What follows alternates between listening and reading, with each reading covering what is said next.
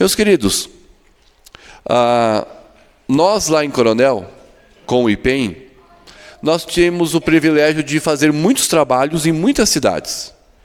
Nós atuamos em muitas cidades, dentro da igreja, fora da igreja, muitos discipulados, muitos encontros, muitos evangelismos em escolas, com adolescentes, crianças, adultos, e também conseguimos discipular e evangelizar muita gente. Mas conversando esses dias, a gente fazendo uma reflexão de todo o nosso trabalho, nós ficamos com a expressão popular, com a pulga atrás da orelha, porque quando nós evangelizamos, e a nossa meta sempre é mostrar Cristo, e nós falamos lá que toda a nossa mensagem, se ela não começa falando de Jesus, ela vai em algum momento passar pela cruz, ou vai terminar com a cruz. Não pode ficar de fora a obra redentora do Senhor Jesus, porque é ela que inicia toda a transformação da nossa vida.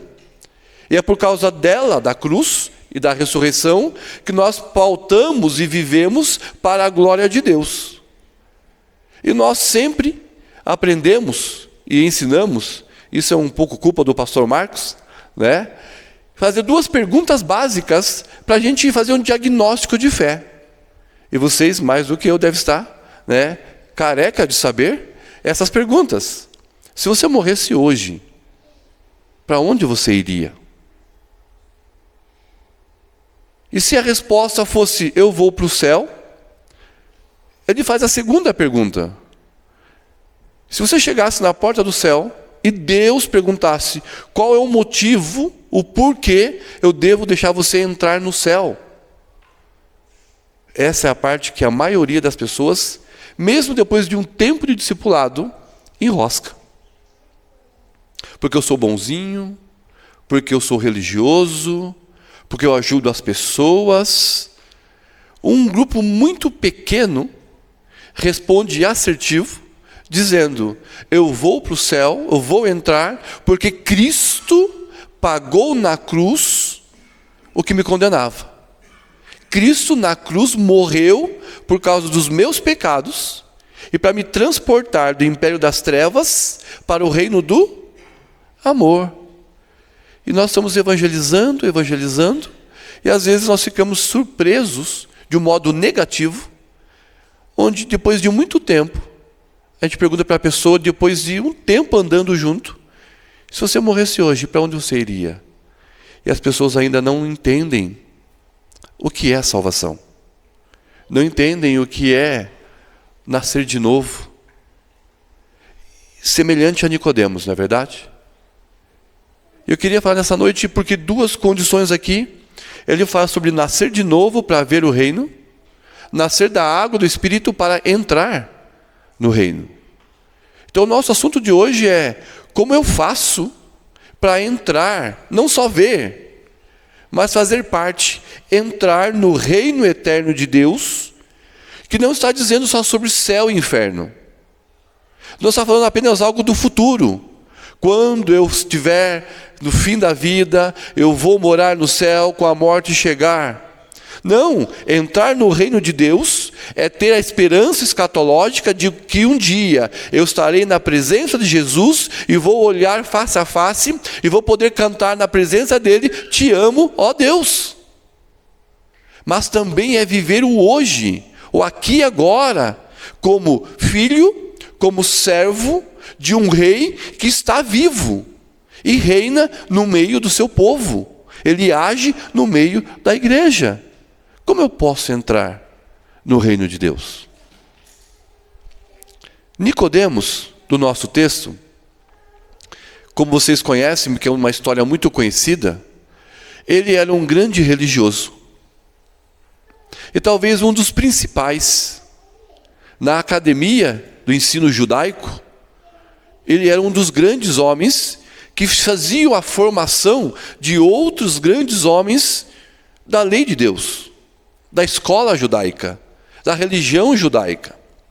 Mas esse homem, ele começou a observar o que Jesus ensinava, mesmo à distância. Pois quando Jesus chegava numa vila, numa cidade, num lugar, Ele causava tanto barulho, mas tanto barulho, que era impossível não se ouvir ou não se notar que algo estava acontecendo. E ele, como religioso, tinha a função de fiscalizar, entender, ouvir mais de perto para, se preciso for, julgar e condenar esse Jesus. Então ele ficou ouvindo muito dos ensinos de Jesus e viu, presenciou muitos dos milagres que Jesus já havia feito, ao ponto de algo mexer no seu coração, de trazer a curiosidade e a necessidade de ter uma conversa com Jesus. E o interessante é que parte dele, ele vai de noite em uma casa para ter um encontro com Jesus. Porque, expressão do próprio Nicodemos, não é possível esse Jesus não ser um homem de Deus. Porque ninguém faz os sinais e ninguém tem tanta autoridade no ensinar se não for da parte de Deus. Esse Jesus, ele veio da parte de Deus. Ele é um rabi, ele é um mestre. E é assim que Nicodemos inicia a conversa. Jesus, eu sou mestre, você é mestre, podemos conversar? Bem, até então, nós tínhamos que tirar o chapéu para Nicodemos, não é verdade? Porque ele foi procurar Jesus. Não é isso que a gente espera? Que as pessoas possam procurar e encontrar Jesus? Mas por trás dessa boa ação, ele foi de noite. Por que de noite? Lá não tinha iluminação elétrica, lá à noite era mais escuro, tudo era mais difícil de se observar. Então, se ele fosse à noite escondido ter um encontro com Jesus, ninguém da sua religião judaizante iria vê-lo, porque não era legal ser visto com Jesus, porque Jesus é uma pessoa não grata entre os religiosos. Ele começa dizendo para Jesus: olha, Jesus, você é mestre, eu te respeito. Eu também sou mestre, quero que você me respeite. Vamos sentar para conversar? E Jesus, de um modo educado, ele não responde nem que sim, nem que não. Jesus já vai no pescoço de Nicodemos, dizendo: se você é mestre, então você precisa nascer de novo. Porque se você não nascer de novo, você não vê o reino de Deus. E aí a nossa admiração, um homem tão religioso, tão culto, tão intelectual, tão conhecedor das promessas, das leis, ele faz uma resposta que talvez as nossas crianças fariam. Eu acho que nem elas fariam uma resposta e uma pergunta tão ingênua e tão louca. Como pode, Jesus, eu sendo velho, voltar para a barriga da mamãe e nascer de novo? Como funciona isso? É ilógico, até para uma criança às vezes perguntar isso. E Jesus pela segunda vez vai responder: Nicodemos, você não está entendendo. Se você não nascer da água e do Espírito, você não entra no reino de Deus. Você não faz parte das pessoas que vivem intimamente e viverão no céu a sua plenitude com Deus. Nessa conversa, ela vai se prolongar. E Jesus vai falar ainda coisas mais profundas e que Nicodemos ainda não consegue compreender. Por exemplo, um dos textos mais citados no cristianismo, e talvez pelas nossas igrejas do Sudoeste, por causa do evangelismo, é João 3,16. Vocês lembram o que diz João 3,16? Se você não souber de cor, nós vamos ter que fechar a porta depois aqui, decorar esse texto, né, até meia-noite. Vamos todo mundo junto, João 3,16? Por quê?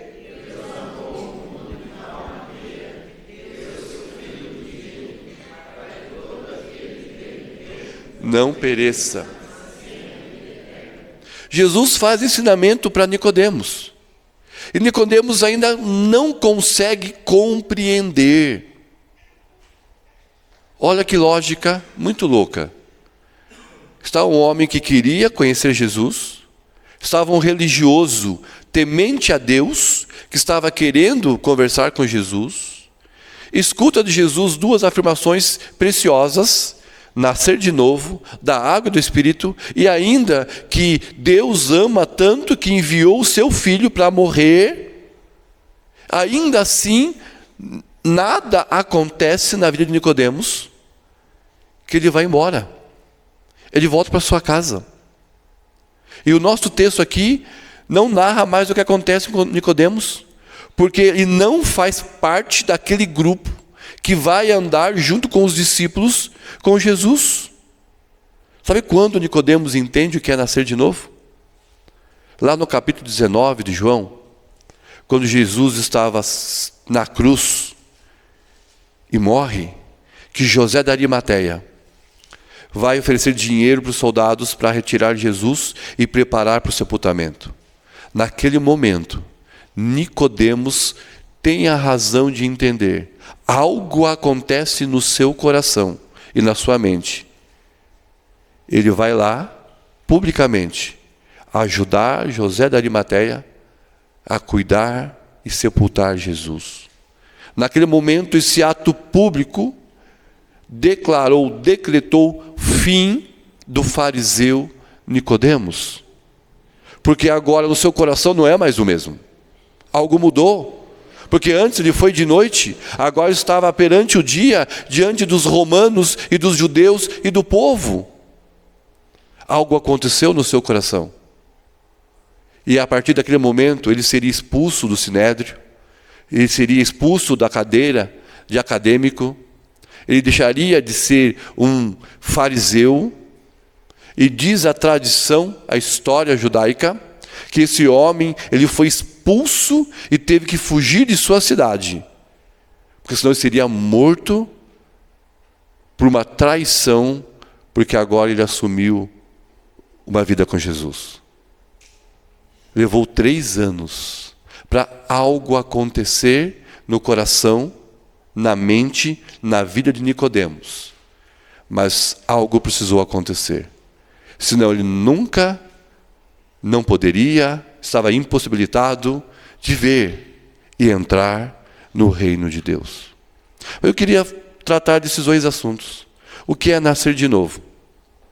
E depois, o que significa nascer da água e do Espírito? Meus queridos, nós precisamos ler alguns textos para isso. Queria que você abrisse, lá em 2 Coríntios, capítulo 4. 2 Coríntios, capítulo 4.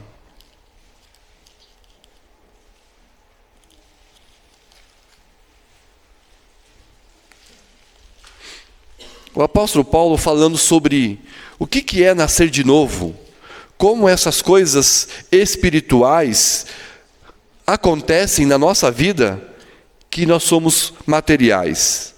Como que isso se dá nas nossas vidas, na prática? Como isso acontece, esse negócio de nascer de novo? 2 Coríntios, capítulo 4, o versículo 6. Encontraram? Diz assim: porque Deus que disse, das trevas resplandecerá a luz, Ele mesmo resplandeceu em nosso coração, para a iluminação do conhecimento da glória de Deus na face de Cristo. Paulo, como o próprio Jesus está trazendo a expressão nascer de novo ou nascer do alto, trazendo a seguinte conceito, lembrando que Nicodemos era um judeu. Nicodemos era um religioso das leis, das tradições. Então, quando Jesus fala para Nicodemos, ele está tratando de coisas que Nicodemos conhece muito bem, devido à sua religião e cultura. E nascer de novo, ele começa dizendo: olha, Nicodemos, e aqui Paulo vai dizer, o mesmo Deus que quando ele olhou na criação do mundo e viu que estava tudo trevas, um caos, no hebraico, torro baborro, ou seja, um caos, um breu, Deus disse, haja luz, e a ordem se fez, e a luz surgiu. Essa autoridade de ele criar no caos, na criação, a luz, e por consequência criar todas as coisas, dessa ação poder de Deus, Paulo está dizendo, nascer de novo significa o mesmo agir de Deus, só que não mais dizendo, haja luz. No nosso coração, Ele se fez luz. Ele fez resplandecer no nosso coração essa luz que é Cristo, nos dando o entendimento e a vida com Deus. É como se Jesus estivesse dizendo para Nicodemos, Nicodemos, você já viu as minhas mensagens? Você ouviu as minhas pregações sobre o reino? Você já viu os sinais que eu faço? Você, Nicodemos, já tem experimentado de ouvir, de presenciar, de ver as grandes coisas que Deus tem feito através de mim, Jesus. Agora você precisa deixar essas coisas que são externas virem para o seu coração.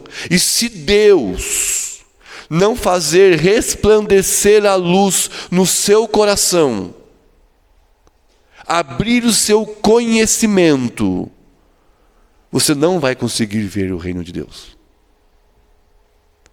Então ele está dizendo de que essa ação de Deus amar você, de Deus escolher você, de Deus chamar você pelo nome, apresentar o Evangelho através de uma música, através de uma pregação na internet, através da leitura no estudo bíblico, através do curso do livro, de algum meio você ouviu o Evangelho, e esse Evangelho foi impactante, algo que mudou o seu coração, mudou a sua vida.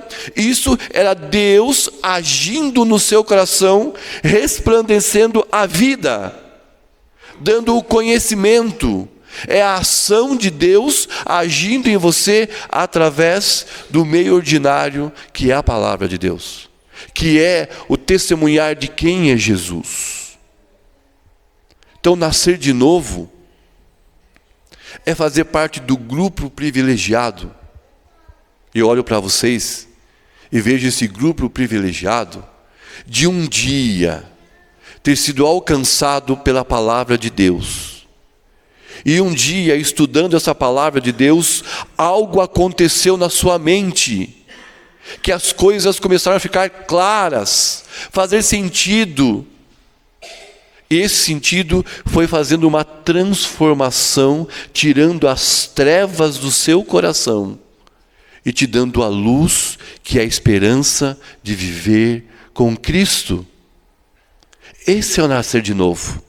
É algo que acontece no seu coração. É algo que acontece na sua vida, naquele momento que você ouviu e disse, sim, eu quero, eu preciso. E segundo Efésios capítulo 1, isso acontece e o seu sim já é o fato de Deus estar trabalhando no seu coração, trazendo luz, trazendo vida. Nascer de novo significa que é um privilégio ter sido encontrado pelo resplandecer do brilho de Jesus em nossos corações.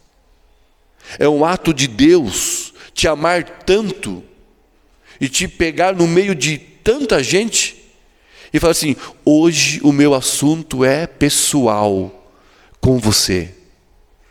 Como foi com a mulher samaritana no poço. Como foi com Natanael, debaixo da figueira. Como foi com tantos outros personagens que tiveram esse encontro pessoal com Jesus. Nascer de novo é algo acontecer dentro da gente.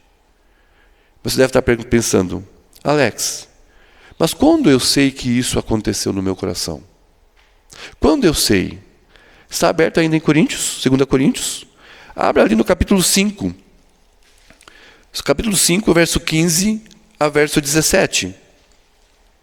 Capítulo 5 de 2 Coríntios, verso 15 a verso 17. Diz assim, encontraram? 2 Coríntios 5, versos 15 a verso 17.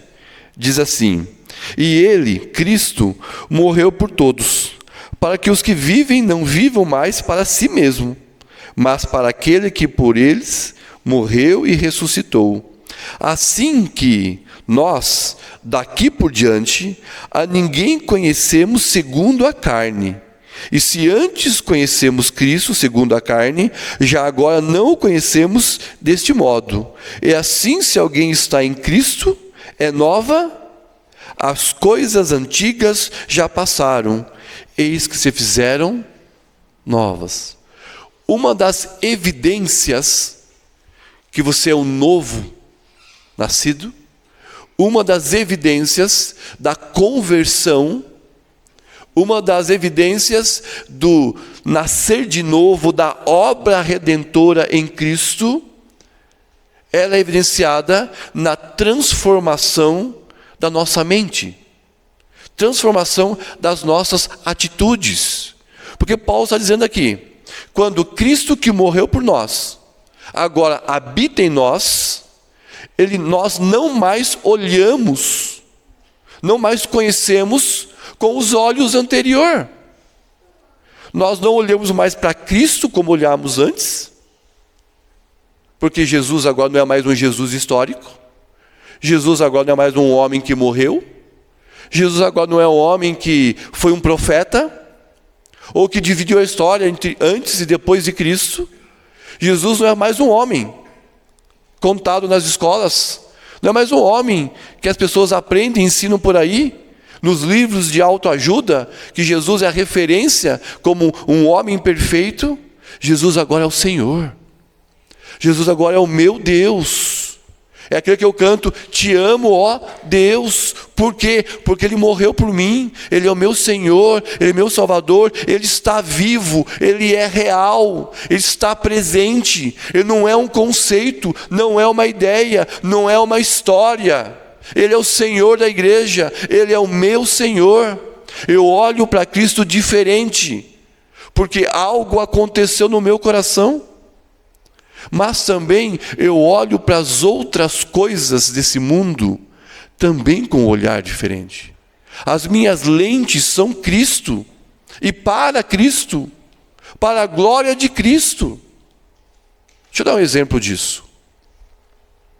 Eu, até os 18 anos, eu não gostava muito de estudar.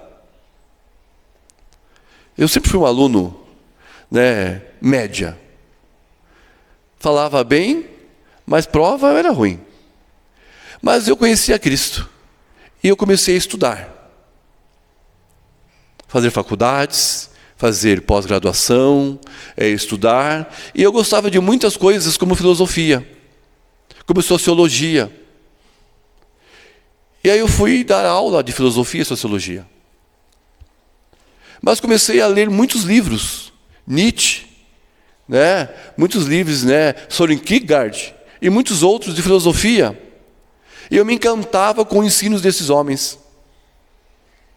Fui para a pedagogia, me encantei por alguns pedagogos que escreveram muitos livros que trazem um conceito social terríveis.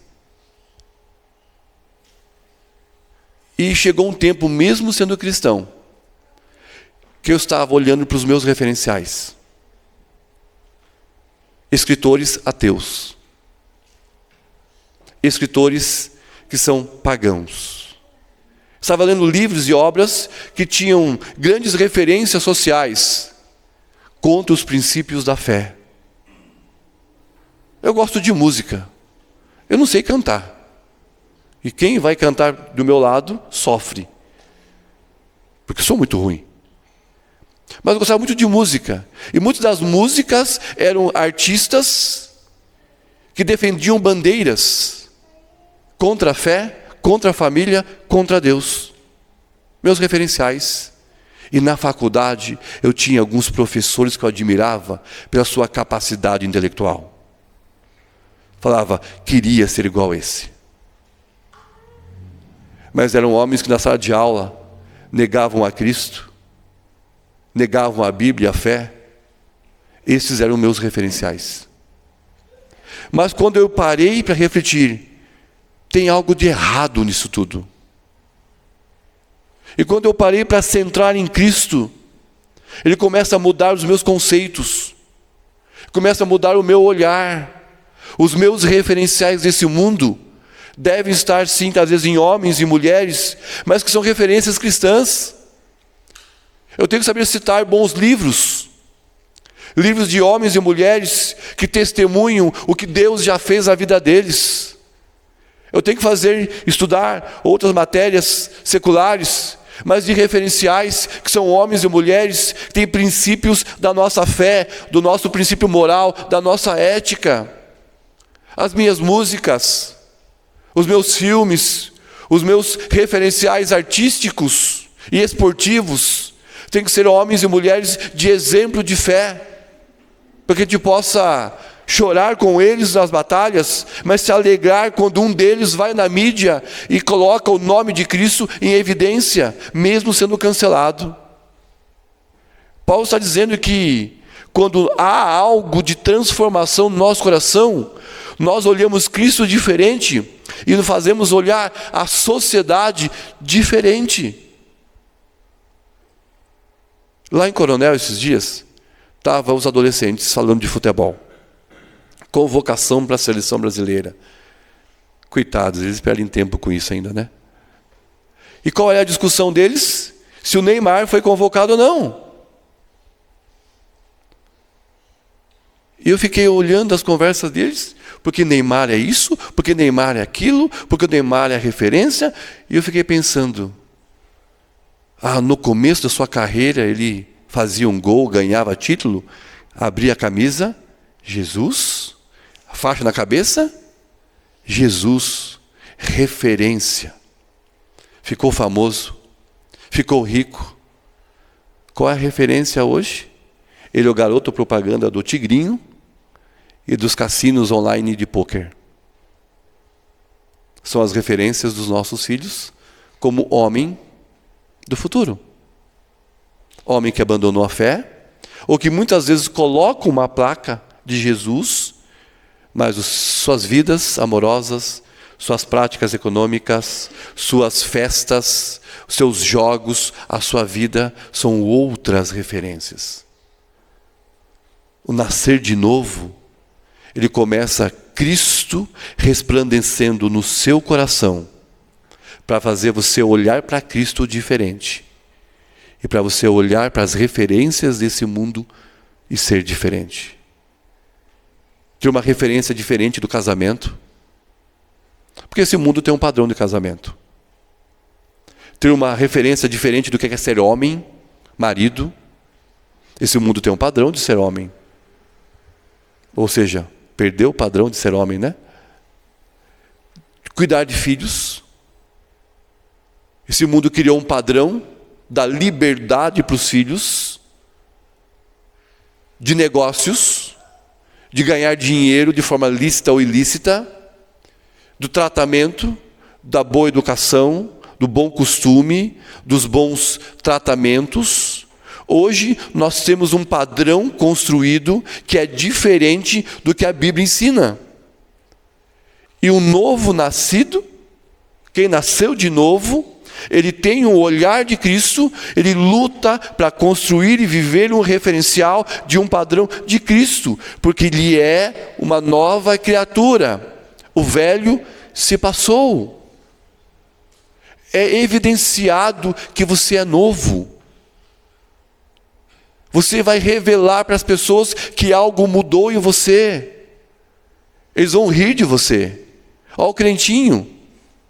Você ficou chato. Você vem com esse papo de novo. Cara, quer orar de novo? Vamos jogar bola? Ih, chegou lá o Alex. Ih, guarda a bola, vamos ter que orar antes. Porque o seu referencial é diferente. As pessoas vão ficar bravas com você, porque você é diferente. Mas quando alguém precisa de ajuda, sabe quem ele procura? O diferente, não o comum. Porque ele vê em você Cristo. Ele vai zombar, ele vai rir, ele vai fazer piada, ele vai tirar sarro de você. Mas quando as coisas apertarem, eles vão bater dizendo, ora por mim, ora pela minha família, ora pelo meu casamento, porque a coisa está ruim. Quer dizer que se ninguém tem pedido oração para você, meu irmão, minha irmã, estamos faltando evidenciar mais Cristo. Nascer de novo significa então, Cristo muda o seu coração, para que você muda a sua ação, a sua vida, sendo uma referência. Mas ele diz uma segunda coisa aqui.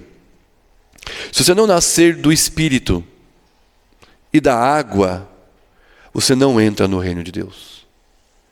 Mas aí a maioria das pessoas perguntam, Alex, o que é esse negócio de nascer da água e do Espírito? Eu já vi algumas teorias, né? Uma teoria moderna, né? Que nascer da água tem a ver quando o bebê está na barriga da mãe. Lá tem bastante água. Você nasce da água. E nascer do Espírito é você ter uma experiência com Deus. Muito bonito, mas não é isso. Outra teoria, que é o batismo. Quando você é batizado, você nasce de novo, porque há uma transformação e tem água. E quanto mais água, melhor. Então vamos para o rio, para a piscina, porque a quantidade de água representa esse nascimento. Não é isso que o texto está dizendo. Esse nascer da água do Espírito tem a ver com uma aliança eterna que Deus fez com o seu povo. Uma aliança eterna que Deus fez lá com Jeremias e depois Ezequiel. Uma aliança que tem a ver com um acordo de Deus e uma condição que Deus coloca para quê? Para você poder entrar no reino que Ele estabeleceu.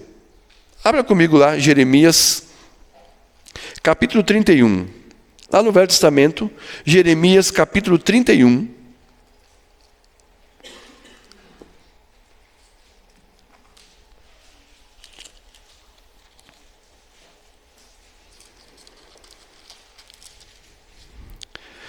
Jeremias 31, versículo 31 a 33.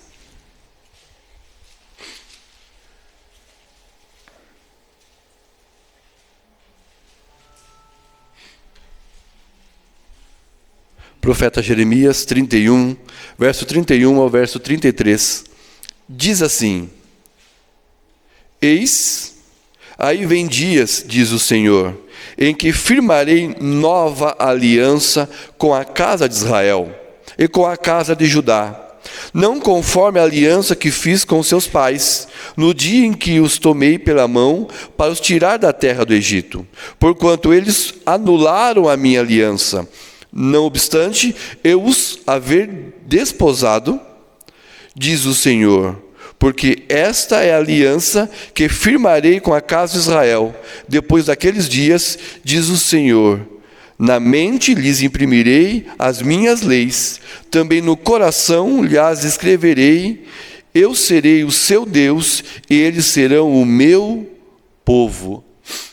Falando de uma aliança que Deus fez como promessa. Ele disse, eu tinha uma aliança com os vossos pais. E eles pecaram. Eles rejeitaram essa aliança. Eu faria uma nova aliança. Um dia vai acontecer de uma nova aliança.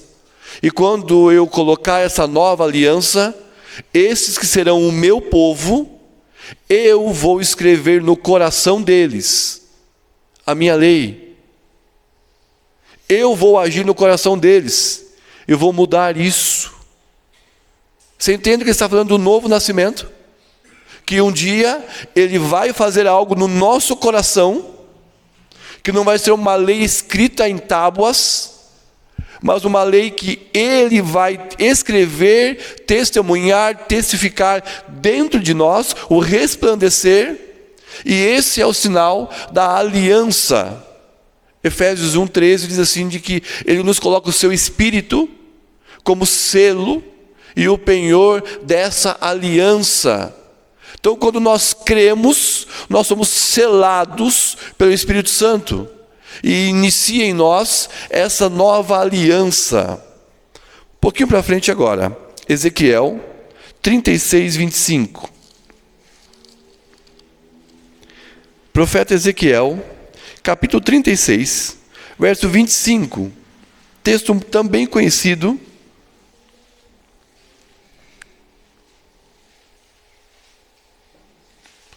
profeta Ezequiel 36, 25 a 27 diz assim: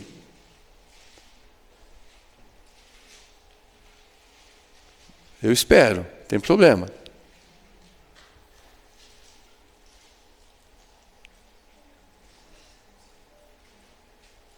Diz assim o verso 25: então aspergirei água pura sobre vós, e ficareis purificado.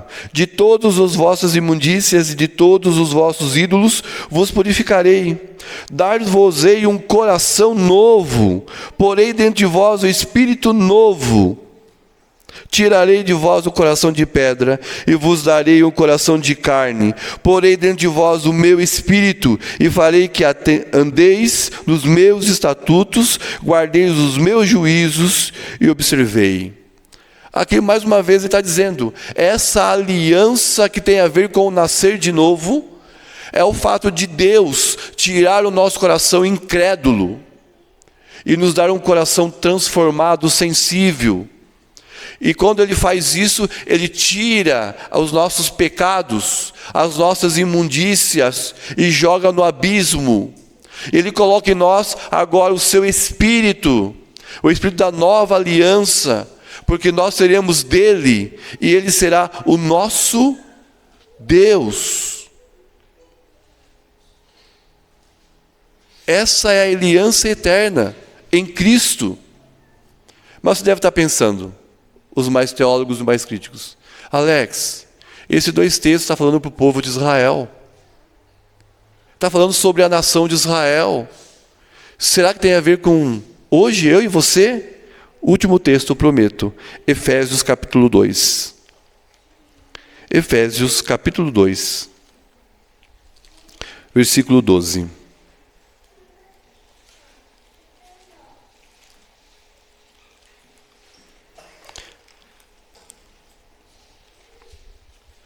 Efésios, carta de Paulo aos Efésios, capítulo 2, verso 12 e o verso 13.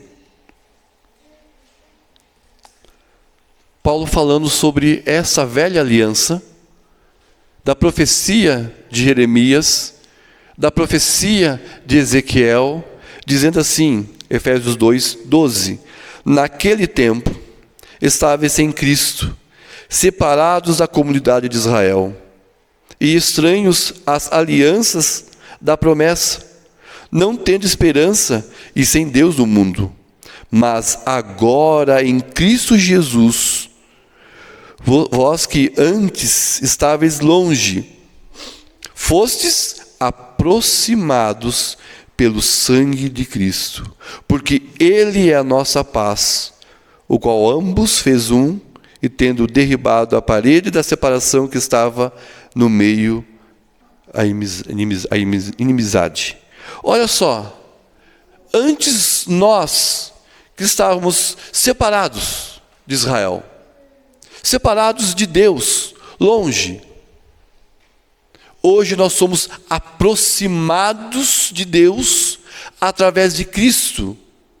Cristo nos coloca agora dentro dessa aliança, e essa aliança tem a ver com o purificar, lavar água, simbolismo do que Cristo fez no nosso coração, perdoando os nossos pecados, mas também do Espírito, colocando em nós o mover do Espírito, o agir do Espírito, o selo do Espírito, como sendo o nosso agente que consola, que convence, que repreende, que ensina, mas que garante a aliança eterna. Ou seja, nós não perdemos a salvação. Por isso que a aliança é eterna. Uma vez em Cristo, sempre em Cristo. Aquele que meu Pai me dá, jamais lançarei fora. Então, o que é nascer de novo? É algo que Deus começa a fazer no seu coração. É algo que Deus começa a agir no seu coração, que vai mudando quem você é. Vai mudando o que você faz. E não é só mudando, tirando as coisas ruins, o pecado. Ele vai trazendo novas coisas. Salmo 1 é um exemplo disso. O justo, ele escolhe não se assentar, não se deter, não andar. Mas ele escolhe meditar na palavra do Senhor de dia, porque o seu prazer está lá. E ele é plantado junto à fonte de águas. No devido tempo ele produz frutos. Isso é nascer de novo. Meus queridos, entrar e ver o reino de Deus, nós precisamos passar por essa transformação.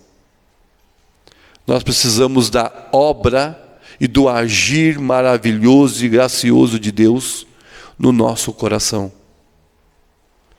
E depois precisamos que esse agir soberano nos conduza, dando a maturidade de fé, para que possamos expressar a glória de Deus que foi colocada aqui dentro.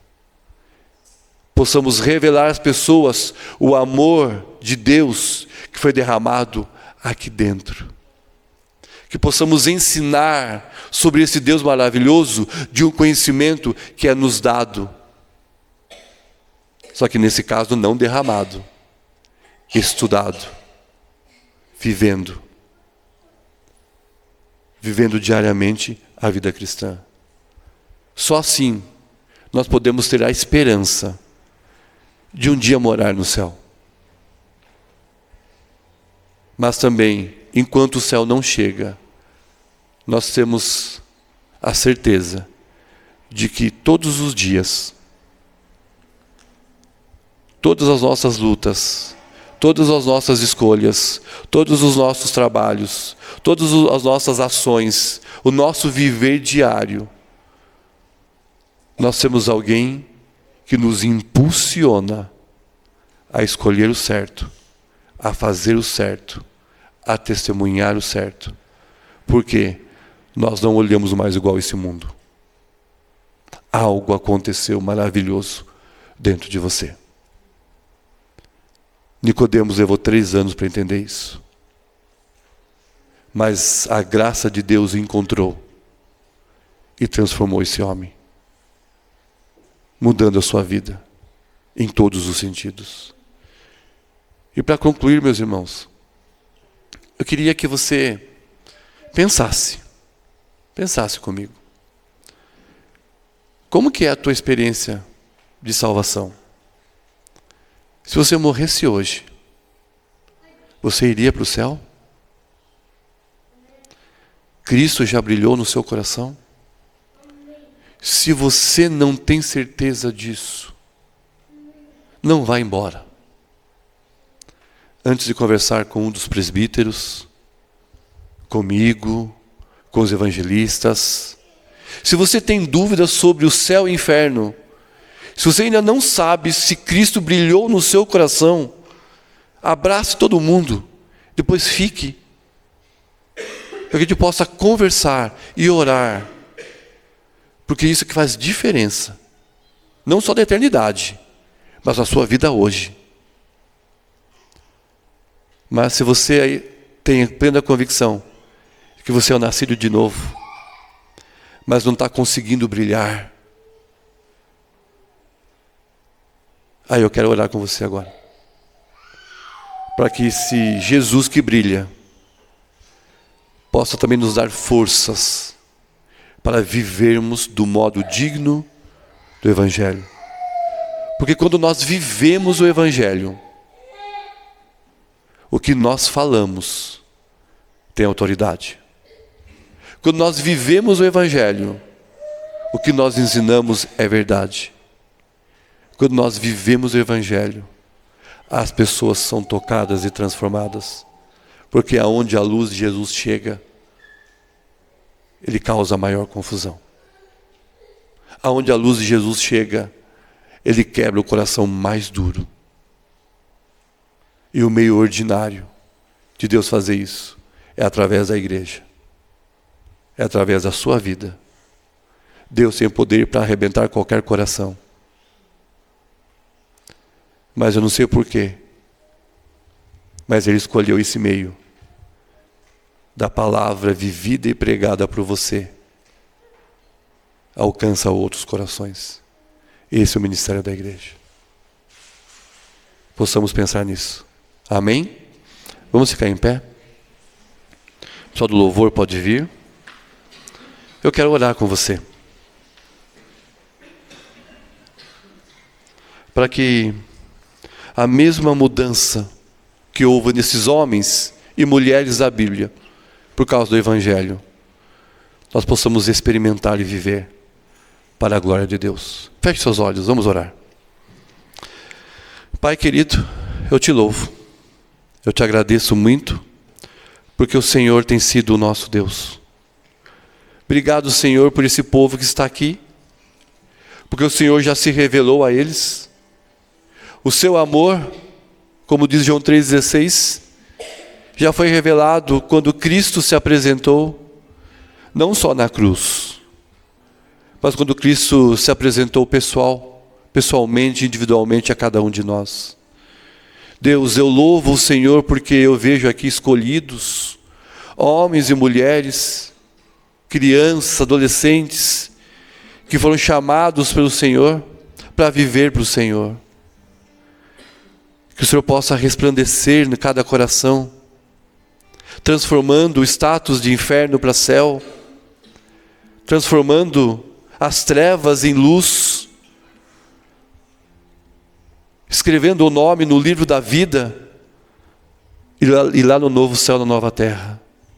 Mas enquanto esse céu não chega, Pai, que o Senhor possa agir em nossas vidas hoje, aqui, agora, que seu Santo Espírito possa mover os nossos corações duros, teimosos, para ser mais sensível à sua voz, sensível à oração, sensível à leitura da palavra, sensível ao culto, ao cantarmos louvores, dizendo: nós te amamos.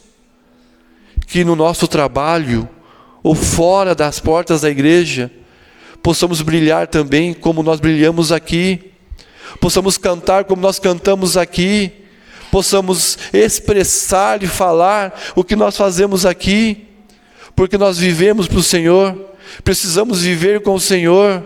Nos ensina que o vento do Espírito Santo possa mover as nossas vidas, para que possamos brilhar lá fora. Para isso, Deus nos ajuda. Abra a nossa mente, abra o nosso coração, muda, nos dê coragem, nos dê ousadia, para que possamos viver do modo digno do Evangelho, Pai. Abençoa o teu povo, nos dê uma semana na tua presença, nos conduza aos nossos lares com sua paz, que o seu amor possa ser presenciado, derramado, e que esse agir consolador, dando direção do Espírito Santo, possa nos acompanhar sempre.